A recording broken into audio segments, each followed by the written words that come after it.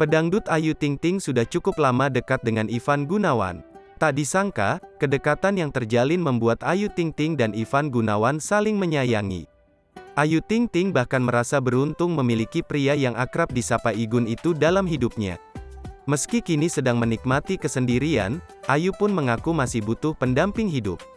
"Pengenlah, siapa sih yang gak pengen? Cuman kan pasti ada waktunya," ucap Ayu Ting, dikutip dari YouTube Sambel Lalap, Sabtu, tanggal 13 Agustus tahun 2022. Ibu satu anak ini juga mengomentari keakraban sang ayah, Abdul Rozak dengan Ivan Gunawan yang sudah dianggapnya calon mantu. "Karena kan yang paling dekat selama ini AA Igun yang selalu ada, AA Igun yang selalu support, AA Igun yang selalu sayang sama aku dan keluarga," kata Ayu. "Pokoknya aku beruntung punya seorang Ivan Gunawan karena dari dulu sampai sekarang AA Igun gak pernah berubah," sambungnya. Seolah memberi sinyal ingin menjalin hubungan asmara, Ayu Ting Ting justru minta tanyakan hal tersebut pada Ivan Gunawan. "Tanya sama Igunnya, jangan tanya sama saya," terangnya. Kendati saling sayang, Ayu mengatakan bahwa jodoh ada di tangan Tuhan.